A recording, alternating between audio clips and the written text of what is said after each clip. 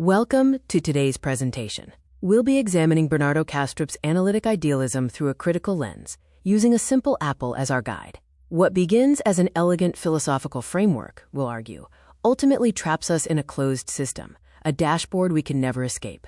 By the end, we'll see why Kastrup's apple is one you can't actually eat, and explore an alternative path rooted in the middle way philosophy. To begin, we need to understand the problem Kastrup is trying to solve. Modern philosophy of mind faces what's called the hard problem, the stubborn inability of physicalism to explain how subjective, qualitative experience arises from blind mechanical matter. How do you get the redness of red from neurons firing? Kastrup performs what he calls a Copernican inversion. Instead of matter generating mind, he argues that matter is merely the external appearance of a single, transpersonal consciousness. This is analytic idealism, and it represents a bold reorientation of how we understand reality. At the heart of Kastrup's framework is the concept of mind at large, a single universal consciousness that serves as the fundamental substrate of all reality. Individual minds, or alters, are merely dissociated segments of this cosmic mind, separated by what he calls a dissociative boundary. The biological body, in this view, is simply the physical look of that inner boundary. This is a monistic vision. Everything is mind. There is no matter independent of consciousness. But as we'll see, this elegant simplicity comes with significant explanatory costs. Kastrup draws a crucial distinction to make his case. On one side, we have abstract measurements, coordinates, mass, wavelengths. These, he argues, are just a map. On the other side is qualitative reality, the raw experience of red, the crispness of an apple bite. This, he claims, is the true territory. At first glance, this seems compelling. Science deals with quantitative descriptions, but our lived experience is rich with qualitative texture. Kastrup says we've inverted the priority. We treat the map as reality, while the actual territory is consciousness itself. But as we'll explore, this inversion creates more problems than it solves, particularly when we consider the shared, stable nature of objects like this apple. Here we see the structural contrast between two philosophical approaches. Analytic idealism operates as what we call a closed dashboard architecture. It locks individuals in a cockpit of private mental screens and requires a fundamental metaphysical substance, mind, as its foundation. In contrast, Madhyamaka, the middle way philosophy, offers what we call an open field architecture. It preserves the functional reality of our shared world without requiring any fundamental substance at all. Reality in this view is not a broadcast from matter or mind, but the web of relations itself. This distinction will become crucial as we diagnose the problems with Kastrup's framework. Let's now systematically examine the core claims of analytic idealism. We can distill Kastrup's framework into four foundational premises. First, individual minds exist, characterized by localized, private, subjective experiences. Second, a universal mind exists, a single, continuous mental substrate. Third, individual minds are segments or alters of this universal mind, separated by a dissociative barrier. And fourth, crucially, the physical universe exists as an excitation of the universal mind, a transpersonal mental broadcast external to our individual alters. These four premises form the backbone of analytic idealism. Now we need to test them against reality. This slide reinforces the fourth premise. In Kastrup's framework, the physical universe and everything in it, including our apple, exists as an excitation of the universal mind. It's a broadcast from the cosmic mind that is external to our individual alters. The apple is not a physical object made of matter. It's a mental representation within universal mind. Our individual minds receive this broadcast, but we're not the source of it. This is the key to understanding why, in Kastrup's view, we can all see the same apple. But as we're about to see, this broadcast model creates a serious problem. Now we reach the heart of our critique. The core vulnerability in analytic idealism is what we call the problem of intersubjective agreement. The apple in front of us isn't just a passive mental image. It behaves like a stable, causally coherent object, with properties independent of our perception. It bruises, rots, nourishes, and ferments with consistent predictability. If the apple is merely a representation within a universal mind, it fails two basic everyday diagnostics. These diagnostics reveal structural flaws in Kastrup's framework that cannot be patched without collapsing his system. We can frame the problem in terms of two diagnostics. First, the apple is not passive. It behaves with causal independence and stability. Second, and this is the real challenge, intersubjective agreement requires synchronization. When we share an experience, our perceptions must align. But how? These diagnostics expose the hidden machinery Kastrup must build to keep his system running. Let's examine each in detail.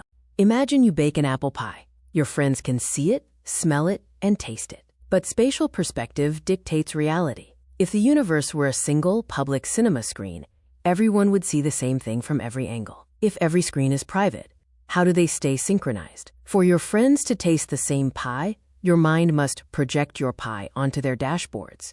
But because minds are separated by a dissociative barrier, there's no structural law keeping those projections uniform. Your friend could translate the signal to see an apple pie, while a third observer sees a bowl of soup.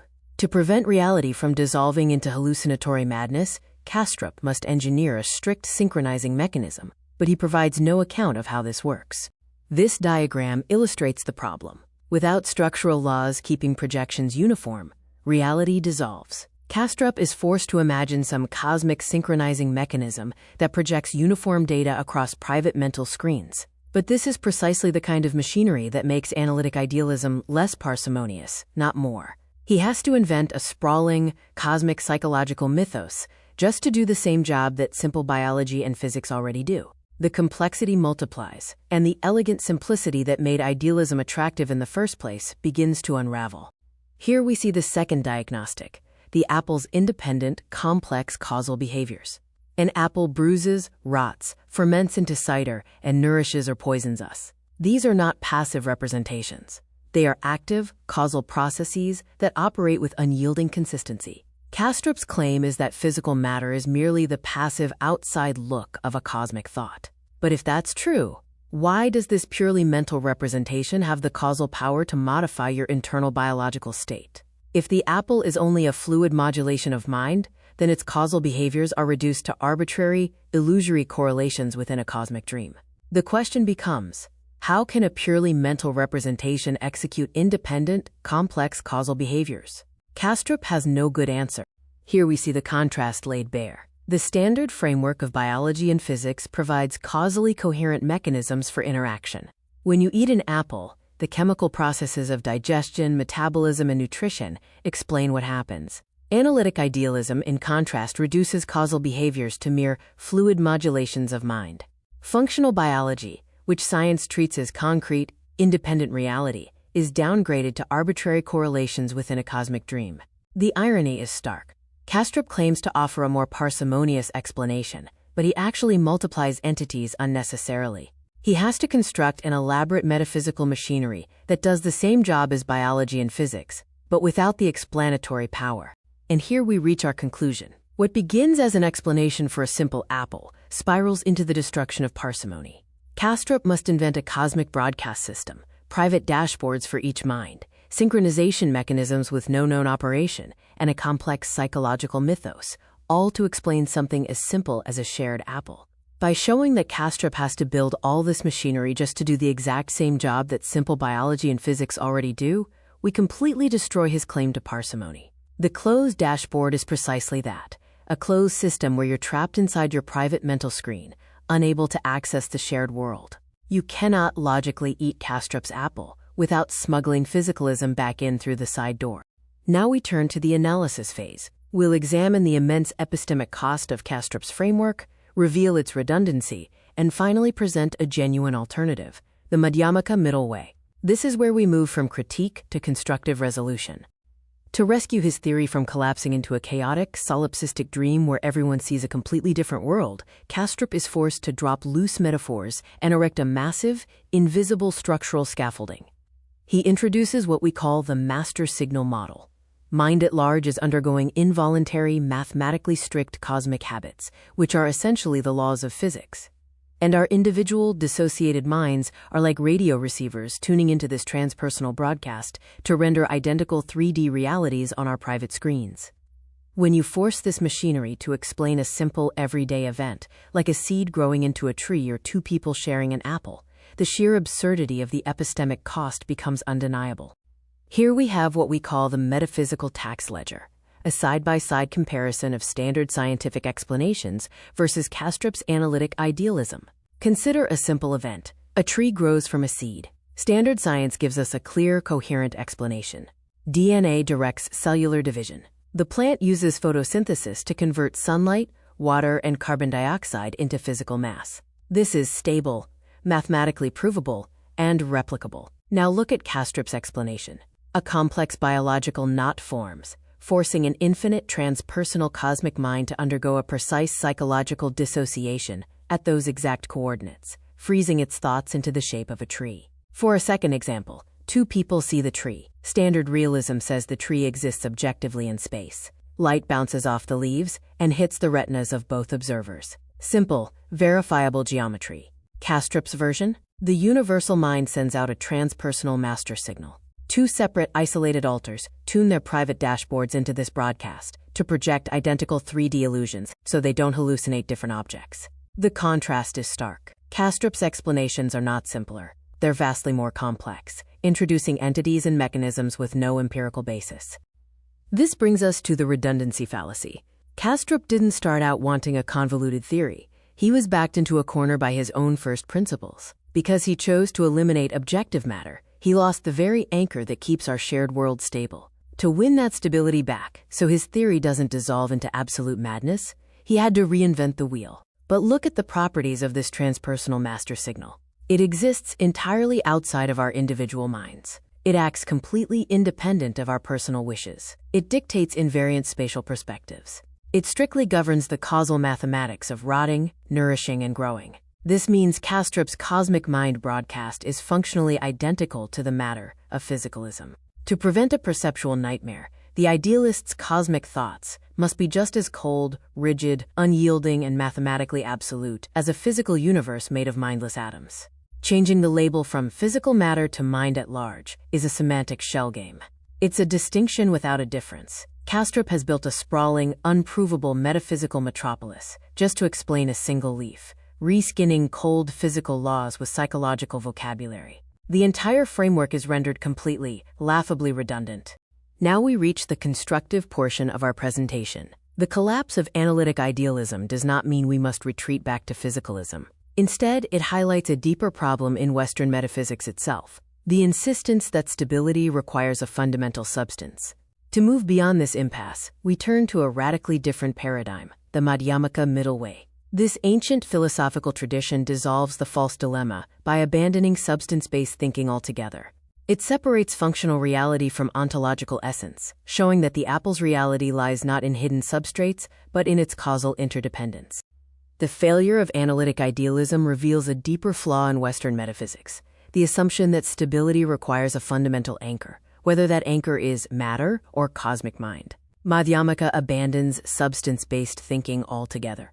It resolves the impasse by separating functional reality from ontological essence. In this view, the apple's reality is not grounded in some hidden substrate, physical or mental, but in its web of relations and causal interactions. This is the key insight that liberates us from the false choice between physicalism and idealism. Under Madhyamaka, there are no isolated dashboards waiting to be synchronized by a cosmic broadcast. Observer, observed, and the act of perception co-arise as a single relational event. Friends tasting the same pie are not tuning into a broadcast from a cosmic mind. They are participating in the same nexus of causes: oven, ingredients, senses, and social context. Synchronization is not engineered from above. It is intrinsic to dependent origination. This dissolves the intersubjective agreement problem completely. We don't need a master signal because there's nothing to synchronize. Shared experience is not a miracle of coordination. It's the natural result of shared causes and conditions. Kastrup tries to solve the hard problem by inflating consciousness into a universal mind. But this simply displaces the problem. It doesn't solve it. Madhyamaka offers a different approach. It reframes the puzzle entirely. Consciousness is not a substance to be explained, but a relational process. The qualitative feel of red or crispness is not a ghostly property floating in a cosmic psyche. It is the functional manifestation of relations between apple, I, and awareness. Experience is not produced by matter or mind. It is the event of interdependence itself. This dissolves the hard problem, rather than displacing it. Madhyamaka introduces a crucial concept, arthakriya, or causal efficacy. The apple's reality does not rely on an underlying essence. Its reality is defined entirely by its causal power, the fact that it nourishes, rots, ferments, and interacts with other phenomena. This means the rotting apple problem dissolves completely. The apple's behaviors are not arbitrary projections of a cosmic mind. They are the very definition of its reality as dependent origination. The apple is real precisely because it has causal efficacy in the world. We don't need to posit a hidden substrate, physical or mental, to explain the apple's behavior. Its behavior is its reality. Here we see the true power of the Madhyamaka approach. Physicalism posits matter as its fundamental substance. Idealism posits cosmic mind. Both pay a metaphysical tax to secure stability. They must invent elaborate machinery to explain how their substance generates the world we experience. Madhyamaka reduces the budget to zero. Stability is not guaranteed by substance, but by relational interdependence. The web of causes and conditions is self-sustaining. It requires no hidden anchor. This is the ultimate epistemic compression. No hidden anchors, no sprawling mythos, just the web of causes and conditions. It's the simplest, most parsimonious explanation available. This middle way approach resonates powerfully with contemporary relational ontologies. It aligns with process philosophy, which sees reality as dynamic process rather than static substance. It connects with inactivism, which views cognition as embodied action. And it harmonizes with ecological psychology, which understands perception as engagement with affordances in the environment.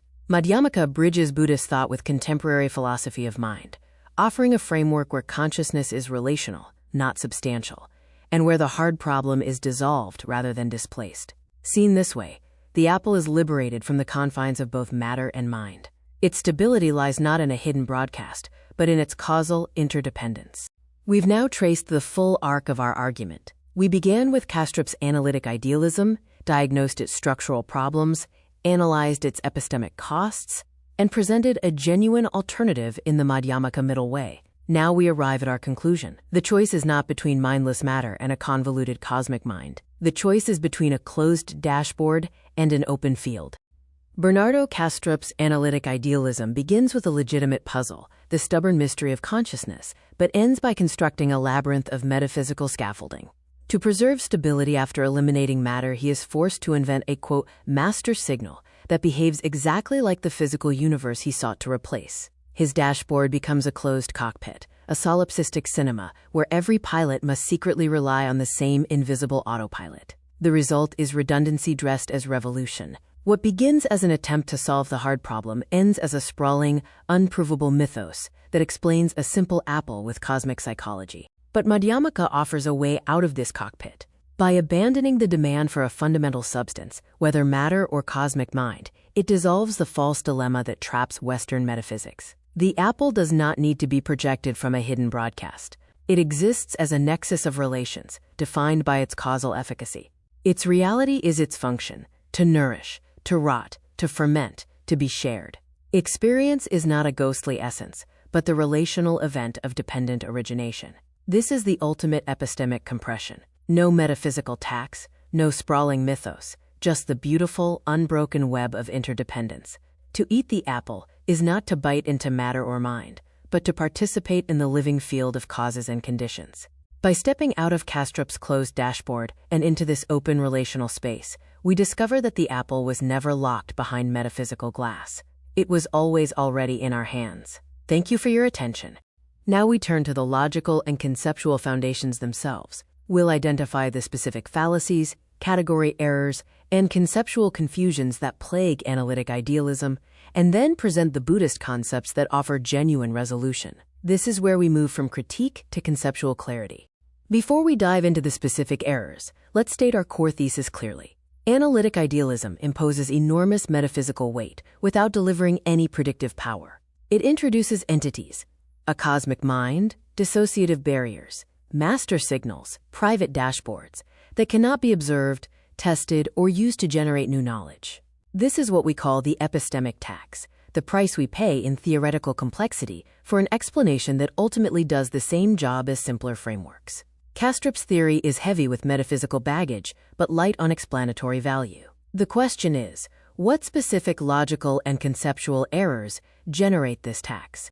We begin with the logical fallacies and structural errors that undermine analytic idealism from the ground up. These are not minor quibbles. They are fundamental breakdowns in reasoning that force Kastrup to introduce ad hoc rescues like the master signal. Let's examine each in turn. First, we have the appeal to the unobservable. This is a claim where no possible evidence could prove it wrong. Kastrup's cosmic mind generates all appearances, but cannot be observed, tested, or disproven. This adds metaphysical weight without predictive power, a classic unfalsifiable claim.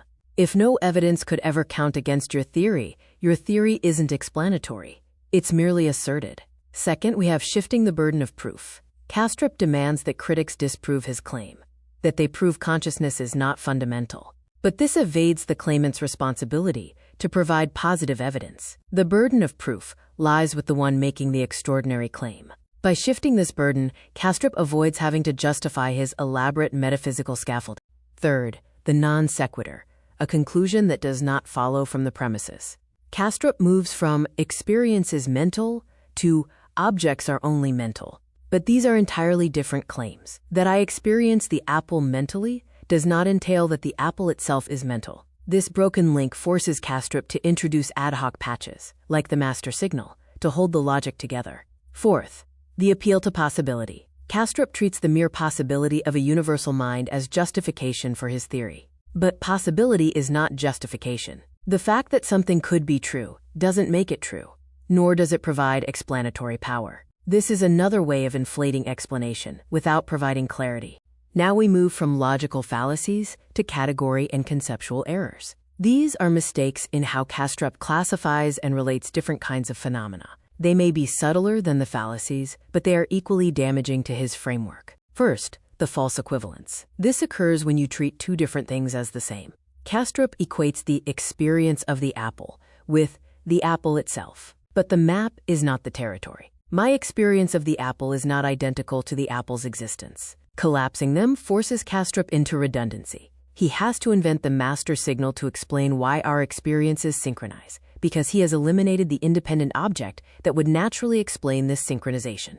Second, the category mistake. This is the misattribution of properties from one category to another. Kastrup treats rotting, nourishing, and fermenting, which are physical, causal processes, as mere mental modulations. But this confuses mental experience with physical causation. A thought doesn't rot, an apple does. By treating biological processes as mental events, Kastrup undermines causal efficacy and makes it impossible to explain how the apple actually does what it does. These category errors lead to a deeper problem, the conflation of experience with ontology. Kastrup mistakes the nature of experience for the nature of reality. But we can now see how these errors arise from a fundamental confusion about what consciousness actually is. Having diagnosed the logical and conceptual errors in analytic idealism, we now turn to the constructive alternative. The Buddhist tradition offers a sophisticated conceptual framework that resolves these confusions without resorting to cosmic metaphysics. Let's examine three key concepts. The first concept is emptiness, or sunyata. This is the Buddhist teaching that phenomena lack fixed, independent essence or self-nature. Objects like apples, rainbows, or people are real enough to appear and function, but their properties are changeable and temporary. They arise through causes and conditions, not from an eternal core. Think of a rainbow. It appears vividly. We can see it, point to it, but it has no permanent essence. It arises from sunlight, water droplets, and the position of the observer. When the conditions change, the rainbow disappears. This is the resolution to the false dilemma of matter versus mind. Emptiness acknowledges practical reality without reifying things as ultimate substances. The apple is real, but its reality is not grounded in any hidden essence, physical or mental. Its reality is in its arising. The second concept is consciousness itself. In the Buddhist framework, consciousness is not a physical object, but the condition or field in which appearances arise. It's the medium of experience, not one of the objects experienced. Think of a movie screen. Images appear on the screen, but the screen itself isn't one of the images. Similarly, consciousness is the condition for experiencing objects, but it is not itself an object. It is not a substance to be reified. This clarifies the precise difference between what is experienced, objects, and the medium of experience itself. It prevents the ontological conflation that traps Kastrup. Consciousness is not a cosmic mind that contains all objects. It's the relational field in which objects appear. The third concept is dependent origination, or pratyasamutpada. This is the teaching that all phenomena arise through interdependent causes and conditions. Nothing exists in isolation. Everything is relationally constituted. This gives us the concept of causal efficacy, or arthakriya. An object's reality is defined by its functional capacity, its ability to nourish, rot, ferment, and be shared. The apple is real because it does real things in the world. Its reality is its function, not a hidden essence. This provides systemic stability without foundational substance. Synchronization and causal power are explained relationally. Friends see the same apple not because they're tuning into a cosmic broadcast, but because they're participating in the same nexus of causes and conditions, the same oven, ingredients, senses, and social context. The apple is real because it has causal efficacy, not because it's projected from a hidden mind. Finally, let's compare analytic idealism with the Buddhist framework side by side. In terms of epistemic tax, analytic idealism requires a sprawling metaphysical mythos, cosmic minds, dissociative barriers, master signals, private dashboards. The Buddhist framework is parsimonious. It explains reality through interdependence without hidden anchors. In terms of causation, analytic idealism requires mental modulations and hidden broadcasts to explain how the apple behaves. The Buddhist framework relies on direct causal efficacy. The apple nourishes and rots because that's what apples do in the web of causes and conditions. In terms of system structure, analytic idealism is an unfalsifiable loop reliant on ad hoc patches. The Buddhist framework is an interdependent relational network that explains stability through interdependence. And crucially, in terms of the false dilemma, analytic idealism reinforces the matter versus mind divide. The Buddhist framework completely dissolves the dilemma through emptiness, showing that both matter and mind are reifications that miss the relational nature of reality. By recognizing that phenomena are empty of independent essence and arise through dependent origination, we can have stability without substance and realism without reification. We step out of the closed dashboard and into the open field of relational reality.